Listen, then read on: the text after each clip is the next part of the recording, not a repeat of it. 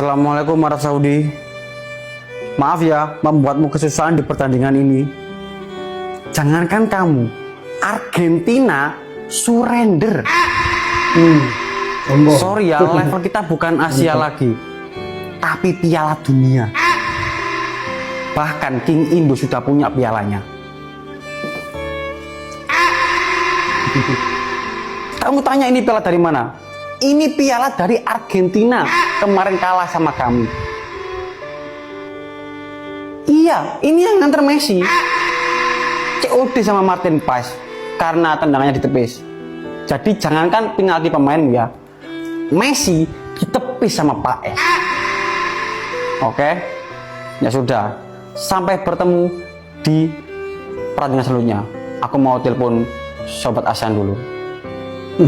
Indonesia sekali lagi mendonia apabila berjaya mengikat Arab Saudi sebanyak 1-1 pada awal pagi tadi. Jom kita review game yang ini sebab permintaan pun dah banyak, berpuluh DM. Jadi sebelum tu, yang minat konten-konten sepak bola dan nakkan update, kenalah tekan dulu butang follow. Dah tekan? Mantap cuy.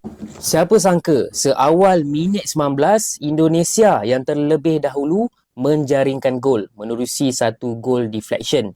Tapi sebelum separuh masa pertama tamat, Arab Saudi sempat menyamakan kedudukan. Yang ini pun gol deflection juga.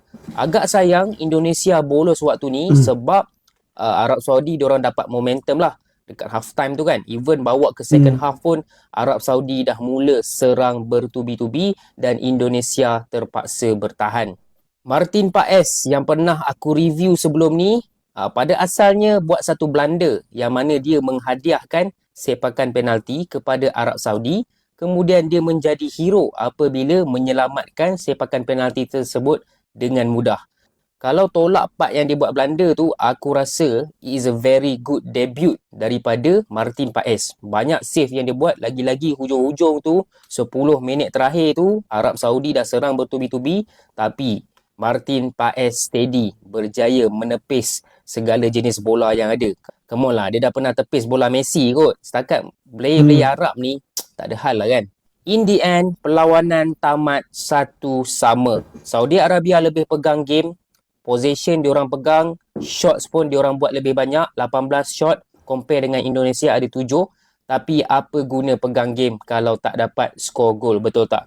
Maka ini adalah satu kelebihan yang sangat-sangat besar buat Indonesia kerana mereka dapat point, 1 point dekat tempat lawan, dekat tempat Arab lah tu. Selepas ini, Indonesia akan berlawan dengan Australia dekat tempat diorang. Korang komen dekat bawah siapa yang akan menang. Macam biasa, yang belum follow lagi akaun ni, bila nak follow? Serius lah Indonesia seri dengan Arab Saudi untuk perlawanan kelayakan Piala Dunia semalam. Ini bukan pasukan bawah 23 tahun atau bawah 15 tahun. Tapi ini pasukan kebangsaan. Dan ini bukan perlawanan persahabatan, tapi kelayakan Piala Dunia. Janganlah kita bagi alasan, alah ini perlawanan pertama, banyak lagi perlawanan lain. Masalahnya ini kelayakan Piala Dunia. Dan dia lawan dengan Arab Saudi, antara pasukan terkuat Asia. Dan percayalah cakap aku, Arab Saudi pun mesti sebelum perlawanan mereka rasa dapat kalahkan Indonesia dengan mudah dan dapat 3 poin daripada Indonesia. Nah, apa yang jadi? Arab Saudi kena kongsi 1 poin dengan Indonesia. Dan saya yakinlah semua pasukan yang dalam grup C dengan Indonesia ni, mesti diorang ni sebelum ni tengok Indonesia sebagai lubuk poin. Dan diorang semua pun tak ambil kisah pasal Indonesia kan. Tapi semalam Indonesia dah bagi amaran keras bahawa kemungkinan besar pasukan mereka lah yang akan jadi lubuk 3 poin Indonesia. Ni kawan-kawan Indonesia, boleh tak korang kongsikan apa yang korang buat sampai pasukan korang meningkat macam ni? Kongsi pada kami. Dan kepada rakyat Malaysia, jadikan keputusan luar biasa Indonesia semalam sebagai teguran untuk menjentik hati kita untuk pergi ke stadium pada hari Ahad nanti untuk menonton perlawanan akhir Malaysia lawan Lubnan. Tak kisahlah walaupun itu hanyalah Piala Merdeka, tapi tetaplah ianya perlawanan akhir dan kita lawan negara Arab yang kuat.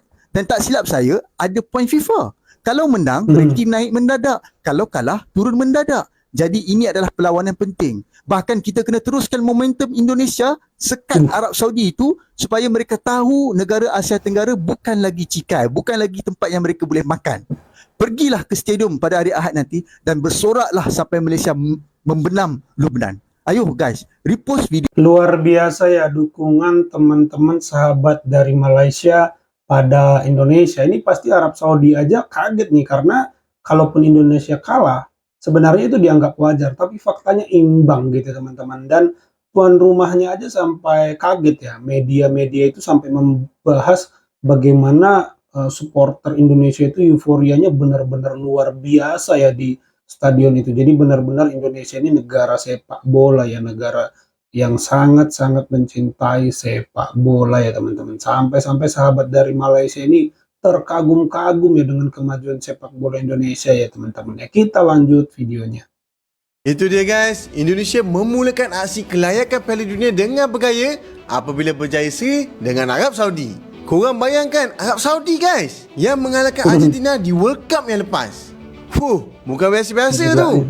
Dan Indonesia berjaya mengikat Arab Saudi seri satu sama di tempat lawan dan mendapatkan satu mata berharga. Pencapaian yang cukup membanggakan untuk pasukan ASEAN.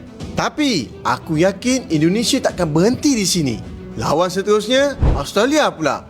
Dengan bermain di tempat sendiri di Stadium Keramat Pasukan Indonesia, Stadium Gelora Bung Karno, sudah pasti Indonesia akan menggunakan kelebihan yang ada ini untuk mendapatkan 3 mata berharga.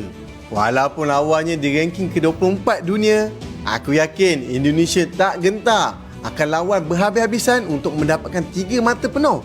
Kerana 3 mata saja yang dapat membuka ruang dan peluang untuk pasukan Indonesia layak ke Piala Dunia. Apapun, bukan satu tugasan yang mudah, tetapi tidak mustahil bagi mereka. Ayo Indonesia, buktikan yang pasukan dari ASEAN juga mampu untuk menggegar bola sepak dunia. Pertandingan Arab Saudi lawan Indonesia itu benar-benar di luar ekspektasi aku. Yang aku pikir Indonesia bakal dibantai sama Arab Saudi, ternyata bisa menahan imbang di kandang Arab Saudi, Pak. BTW buat teman-teman yang belum follow Arif Golang, di follow dulu, dipencet di follow.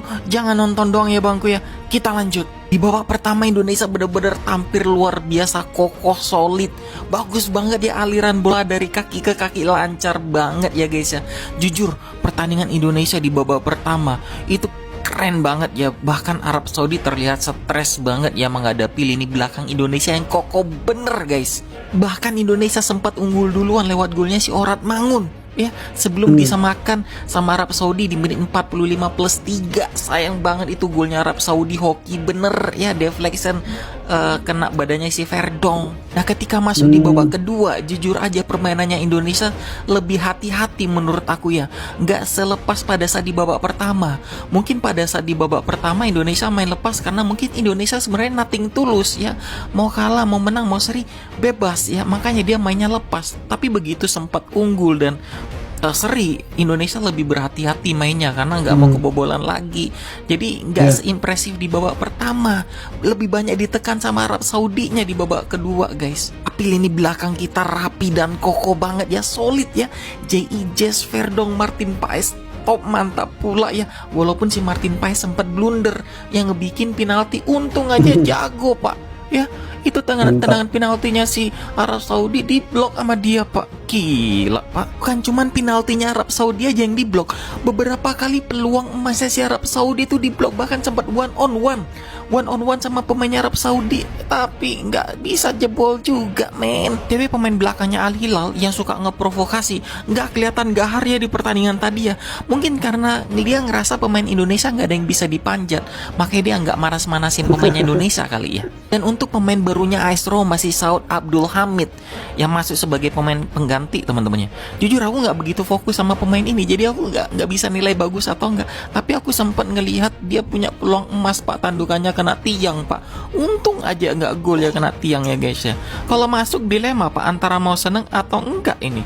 Hasil seri ini menguntungkan Indonesia banget ya guys ya. Di pertandingan selanjutnya Indonesia akan lawan Australia di kandang sendiri di GBK.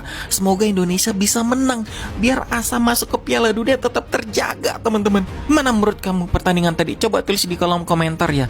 BTW prediksi aku salah ya. Aku pikir Indonesia bakal kalah telak, ternyata punya perlawanan ya. Ya itu ya teman-teman, kita sudah saksikan betapa senangnya gitu ya netizen Malaysia, netizen Indonesia, karena Indonesia mampu gitu ya teman-teman menahan imbang Arab Saudi. Ini negara yang mengalahkan juara dunia yaitu Argentina gitu ya teman-teman, tapi bisa ditahan imbang. Ini pasti banyak orang yang kalah taruhan ini ya teman-teman, atau minimal salah prediksi lah ya. Banyak pasti yang pegang Arab Saudi dan ternyata malah Indonesia yang mampu menahan Arab Saudi. Ini modal bagus untuk kepercayaan diri, untuk mengangkat mental pemain-pemain Indonesia dan supporter Indonesia. Semoga menang dan sukses di pertandingan selanjutnya. Selalu kita doakan, selalu kita dukung timnas Indonesia. Itu saja video kali ini teman-teman. Terima kasih buat teman-teman yang sudah menyimak sampai selesai. Sampai jumpa di video saya selanjutnya.